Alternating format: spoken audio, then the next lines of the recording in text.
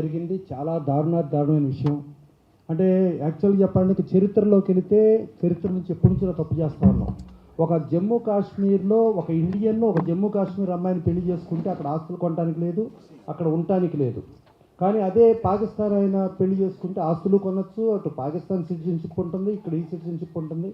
దీనిలో ఆ 370 దాన్ని రద్దు చేసిన మోడీ గారికి, అమిత్ షా గారికి ప్రప్రథమంగా కృతజ్ఞతలు తెలియజేస్తూ, ఇవాళ ఈ సిస్టమ్ జరిగింది అని అంటే చాలా తీవ్రంగా పరిగణించాలి.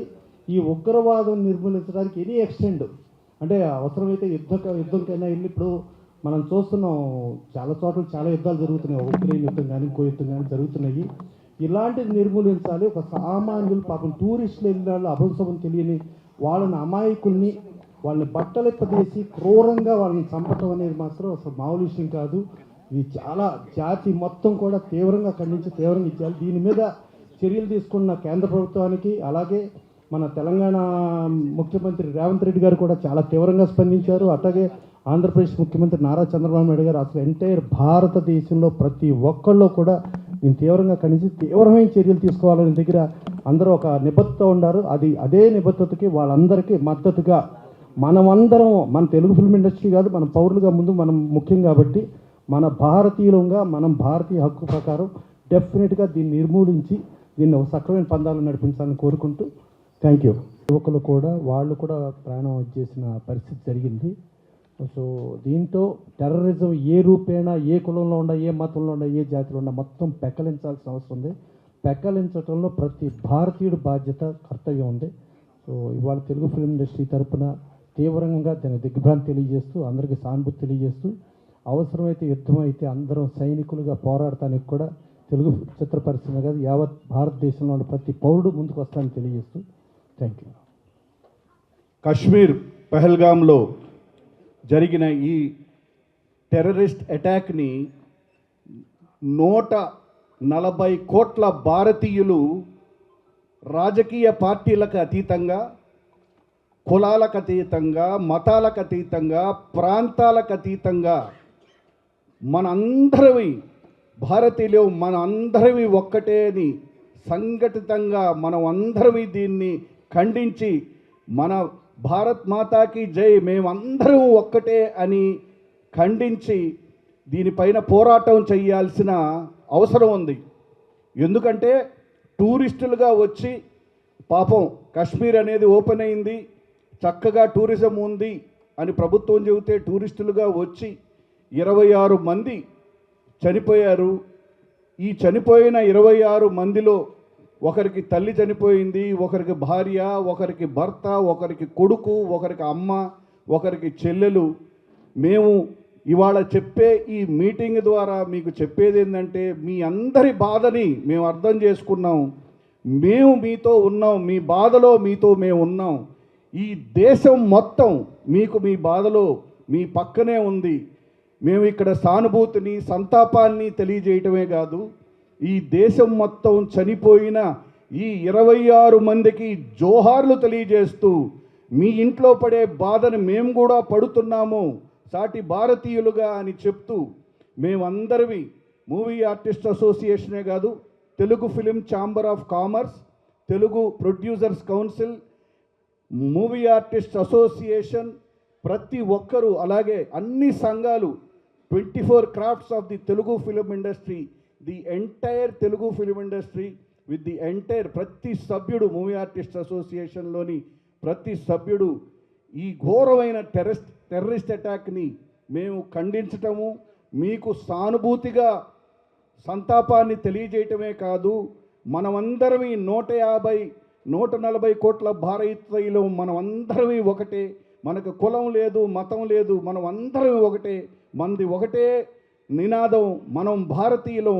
మనం ఇటువంటి టెర్రరిస్ట్ అటాక్ని ఇంకెప్పుడు జరగకుండా, ఇంకెప్పుడు ఇంకొక టూరిస్ట్ కానీ ఇంకొక మనిషి టెర్రరిస్ట్ అటాక్కి గురి అవ్వకుండా మనందరం ప్రభుత్వానికి సపోర్ట్ చేస్తూ, అలాగే అందరివి సంఘటితంగా పోరాటం చేద్దాం, టెర్రరిజంని అంతం చేద్దాం.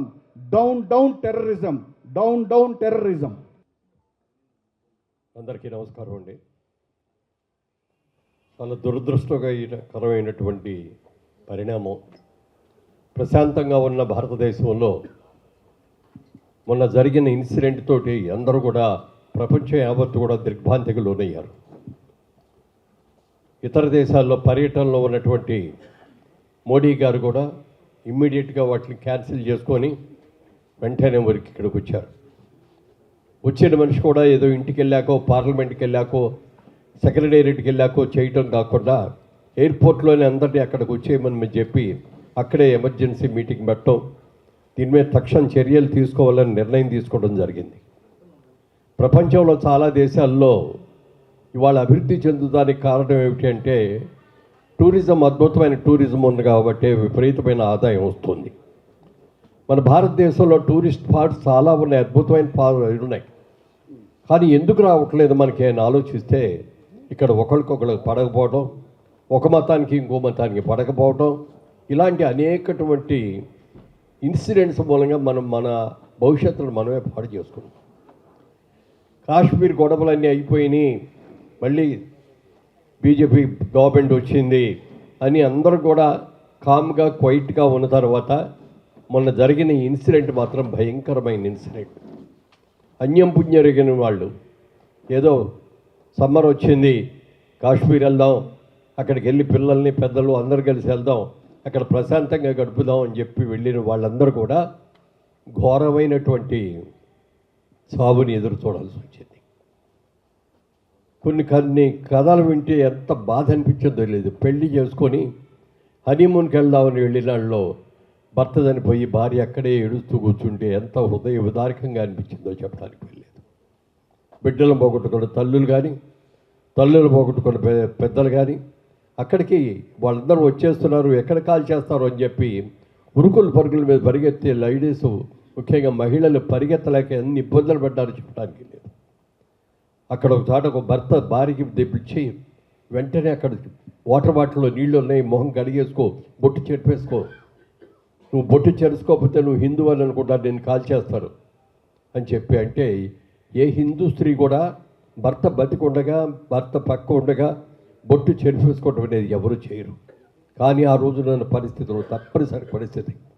అందుకని ఆవిడ కూడా బొట్టు చెరిపేసుకొని ఉరుకులు పరుగుల మీద ఎంత దూరం పరిగెత్తారో, ఎక్కడికి వెళ్ళారో. కొంతమంది మాత్రం బతుకు జీవుడు అనుకుంటూ బయటికి రాగలిగారు. అమాయకులు కొంతమంది, రాలేని వాళ్ళు కొంతమంది అక్కడ చనిపోయారు. కేవలం ఒక 5గురో 6గురో 8 మందో మనుషులు కలిపి ఇంత గొడవ చేశారు, ఇంతమందిని చంపేశారు అంటే దీని వెనక ఎంత వాళ్ళు హోంవర్క్ చేసి ఉంటారు. ఇలాంటివన్నీ చేయటం మూలంగా దేశంలో మనకి ఎన్ని ఇబ్బందులు వస్తున్నాయి.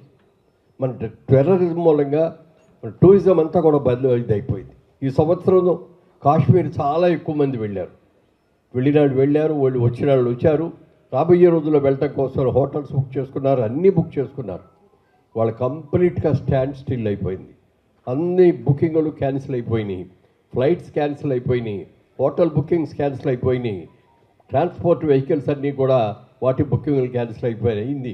ప్రశాంత వాతావరణంలో ప్రశాంతంగా బ్రహ్మాండంగా ఉంది, చక్కగా ఉందనుకున్న కాశ్మీరు మళ్ళీ ఒక రణరంగంలాగా మారిపోయింది. అంటే కొంతమంది స్వార్థపరులు చేస్తున్నటువంటి కుట్రల మూలంగా కానీ, వాళ్ళు చేసే భయంకరమైన పనుల మూలంగా కానీ ఇవాళ ఇన్ని ఇబ్బందులు పడాల్సి వస్తుంది. ఈ టెర్రరిజంని మాత్రం కరెక్ట్ చేయాలి.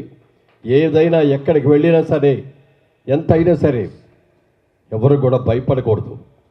ఇవాళ నిన్నే అనుకుంటా పేపర్లో చూశాను, అసరుద్దీన్ ఓవైసీ గారు కూడా, ఎంపీ గారు, ఆయన కూడా ఒక ముస్లిం అయ్యుడు కూడా దీన్ని ఖండించాడు.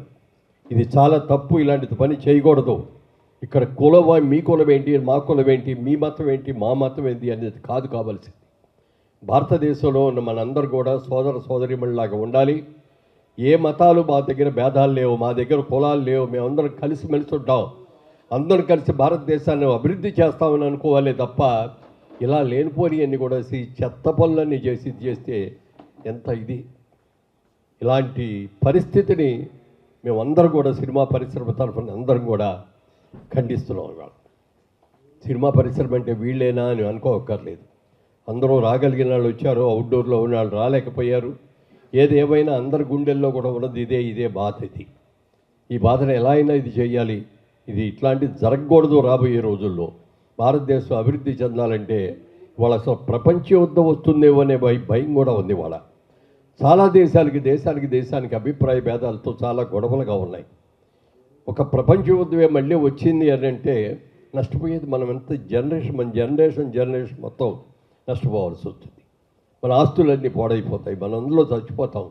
ఇలాంటివన్నీ కూడా జరగకూడదు, ప్రశాంతంగా ఉండాలని గాంధీ మహాత్ముడు చెప్పాడు. ఎప్పుడు కూడా మనకు కావాల్సింది టెర్రరిజం కాదు, మనందరూ కూడా ఏమంటారుదని శాంతియుతంగా ఉండాలి మనం అని చెప్పిన గాంధీ మహాత్ముడి మాటలను కూడా మనం గుర్తుపెట్టుకొని తప్పనిసరిగా ఇలాంటి జరిగిన అవాంఛనీయమైన ఘటనల్ని పూర్తిగా ఖండించాలని, చనిపోయిన వారి ఆత్మలకు శాంతి కలగాలని మనస్ఫూర్తిగా తెలుగు చలనచిత్ర పరిశ్రమ తరఫున కోరుకుంటున్నాం. ఈ రాబోయే రోజుల్లో ఇలాంటివి జరగకుండా ఉండాలంటే ప్రతి ఒక్కరు కూడా జాగ్రత్తగా ఉండాల్సిన అవసరం ఎంతైనా ఉంది. అవసరమైతే మా ప్రాణాలను త్యాగం చేయడానికన్నా మేము సిద్ధంగా ఉన్నాం. ఇలాంటివి జరగనేమో, వీటిని మనస్ఫూర్తిగా ఖండిస్తున్నామని ముక్తకంఠంతో మనందరూ కూడా చెప్పాల్సిన అవసరం ఎంతైనా ఉందని మీ అందరికీ కూడా తెలియజేస్తున్నాను. వారికి, ఆ కుటుంబ సభ్యులకి, చనిపోయిన వారికి మనస్ఫూర్తిగా తెలుగు చలనచిత్ర పరిశ్రమ అన్ని విభాగాల వాళ్ళందరికీ కలిసి వారికి మా సానుభూతిని ప్రకటిస్తున్నాం. వారి ఆత్మకు శాంతి కలగాలని కోరుకుంటాం. Thank you. కులం లేదు, మతం లేదు. ఒక ముస్లిం పేల్చాడు అంటే వాడు ముస్లిం కాదు. ఖురాన్లో కానీ, బైబిల్లో కానీ, మహాభారతం కానీ, ఏదైనా తీసుకోండి, రామాయణం కానీ, కులానికి సంబంధించింది కాదు టెర్రరిజం. సో ఇలాంటి సంఘటనలు మరీ జరగకుండా ప్రధానమంత్రి శ్రీ నరేంద్ర మోడీ గారు ఏ అభిప్రాయం తీసుకున్నా, ఏ ఇది తీసుకున్నా మేమందరం ఆయనతో ఉన్నాము. Terrorism down.